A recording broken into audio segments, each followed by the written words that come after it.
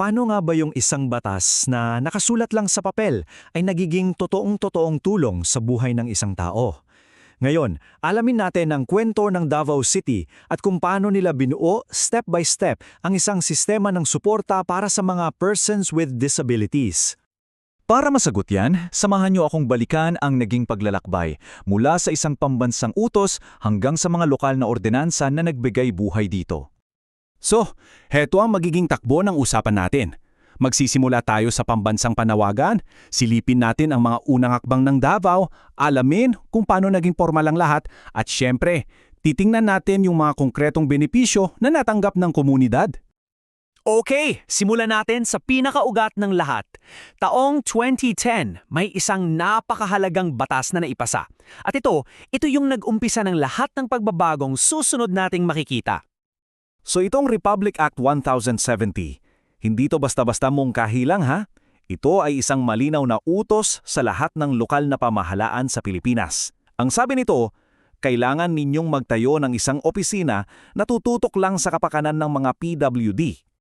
Kaya ang pinakapuso ng batas na to ay ang pagtatayo ng isang PDAO o PDAO, ang Persons with Disability Affairs Office. Isipin nyo, ito yung magiging sentro, yung one-stop shop para sa lahat ng serbisyo para sa mga PWD sa bawat lugar. So may pambansang batas na. Ang tanong ngayon, paano naman to tinugunan ng Davao City? Ano yung naging unang hakbang nila? 4 na taon ang lumapas noong 2014. Umaksyon na ang Davao City. Hindi pa agad-agad permanenteng opisina ha, nagtayo muna sila ng isang interim office. Isang pansamantalang hakbang pero napakahalaga para masimulan na yung trabaho. At yung unang-unang trabaho ng Interim PDAO o IPDAO ay simple lang pero super crucial. Ang kilalanin at irehistro ang lahat ng PWD sa lungsod. Kasi 'di ba, paano ka makakatulong kung hindi mo alam kung sino at nasaan sila? At heto na yung naging resulta ng pag-iikot at pagre-rehistro nila. Biglang nagkaroon sila ng data. Hindi na to hula-hula lang. Malinaw na ngayon kung anong klaseng suporta ang kailangan ng komunidad na kanilang sinusuportahan. Okay, so may data na. May pansamantalang opisina na. Anong next step? Siyempre, gawin itong permanente para tuloy-tuloy at mas matatag ang suporta. Dito na nagiging formal ang lahat. Ito na! Oktubre 2022, dito na talaga nagbago ang lahat dahil sa ordinansang 043-22, yung dating interim lang, naging isang opisyal at permanenteng division na sa ilalim ng CSWDO. Ibig sabihin, may sarili na siyang budget at mas malakas na mandato. At ang ganda ng pagkakaset up nila ha, hinati nila sa 2 team. May operations section, sila yung sa mga technical stuff, sa data, sa mga ID, tapos may promotive section, sila naman yung hands-on, yung nasa community, nagbibigay ng seminar at mga programa. Akala mo tapos na? Hindi pa.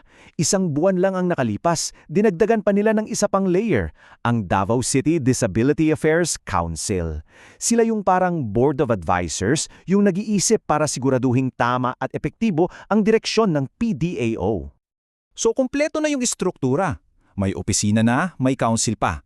Ngayon, pag-usapan natin yung pinaka-importante sa lahat. Ano na yung mga direktang benepisyo na naramdaman mismo ng mga PWD? Unang-una, at medyo unique to noong Enero 2023, nagpasa sila ng ordinansa para sa libreng sine tuwing Lunes. Grabe, di ba? Hindi lang ito tungkol sa tulong pinansyal. Tungkol din ito sa social inclusion, yung makalabas at ma-enjoy ang buhay. At napakadali lang ng proseso para ma-enjoy ito. Basta rehistradong PWD ka, may valid ID, punta ka lang sa PDAO para kumuha ng booklet, tapos yun na. Pakita mo lang sa sinehan. Ganun kasimple. Pero heto na siguro yung pinakahihintay ng marami, yung may pinakadirektang impact sa bulsa. Kamakailan lang ay naaprubahan na nila ang isang ordinansa para sa direktang tulong pinansyal. Okay, so ano to? Isang taunang financial subsidy, 1,500 pesos bawat taon. Para to sa lahat ng bona fide residents ng Davao na may valid PWD ID. Maliit na halaga siguro para sa iba, pero para sa isang PWD na may extra gastos, malaking bagay ito. So yun yung buong kwento. Mahigit 1 dekada yan. Ano ngayon ang pwede nating pulutin mula sa paglalakbay na ito ng Davao City? Kipang-kita natin yung pattern, di ba? nagsimula lahat sa isang pambansang batas. Tapos, umaksyon ng Davao, nagtayo muna ng pansamantalang opisina. Ginawa nilang permanente at mula doon, nagsimula ng dumalo yung mga totoong benepisyo.